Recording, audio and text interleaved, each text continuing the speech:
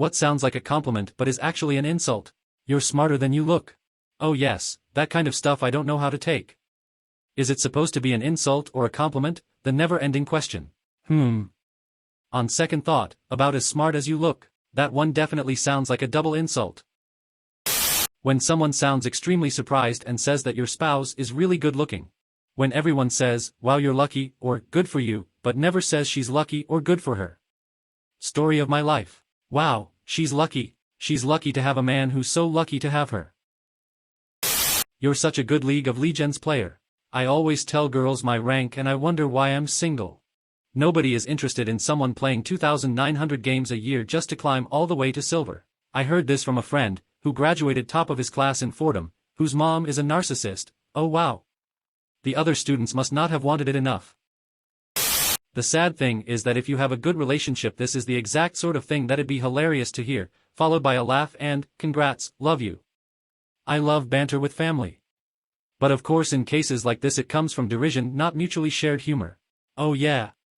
In a way, really good relationships cycle back to making mean comments, but since you all get along, you trust that no one means anything bad. And criticism is always met with kind ears. Getting along with people you love enough to be able to roast each other is one of life's greatest joys.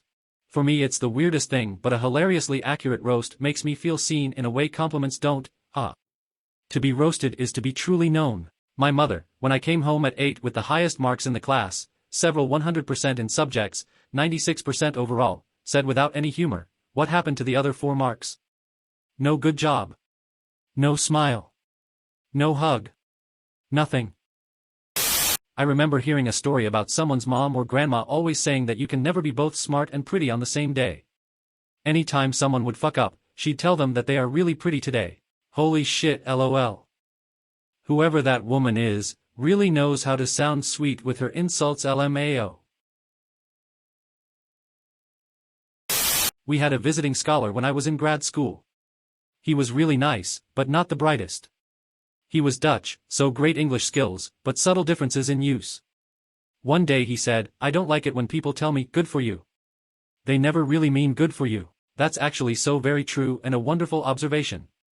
You can always tell by inflection if they are genuinely happy for you, and damn is that a rare instance. I struggle with this one because I actually enjoy telling people, good for you, in a genuine way, as a compliment, but it's so often used as an insult/meaning, nobody cares, that I'm always afraid I'll sound that way. But I have a habit of telling people that when I think something they did was actually great, lol. It's a dilemma. How are you still single? You're a really nice guy? I usually think, being nice doesn't mean I'm interesting or attractive, when someone tells me that. Fortunately, it doesn't happen often, so I don't have to think about that too much. Nice is just the coward's way of saying boring. In German we say, nett ist der kleine Bruder von Skies equals, nice is the little brother of shit. You're really pretty for a ________. You can fill in the blank yourself with many different words. Or telling someone they speak nice for being a black person. Those phrases are never positive. LOL. The place I work at has offices only over the place and I deal with all of them. There is a guy I work with about 500 miles from me that I was in daily contact with for over a year. I had it in my head that he was a large black guy. I think I got that from the person in the job before him. I had to visit his office about a month ago and when I walked in I didn't see anyone fitting that description. So I asked this scrawny young white dude where he was and he said that's me. That was a real shock. I had the opposite happen to me. Working remotely with a guy from Canada and had spoken to him over conference calls and he had a broad Canadian accent. For some reason I just pictured him as a big guy with a beard. We got on well and when he came down to NZ for a meeting near the end of the IT project, I just didn't connect it was the guy I knew until he shook my hand, as his family had came from Nigeria and he was a really skinny balding guy well dressed in a suit. Just total disconnect between the stereotype I had in my head and the guy in person.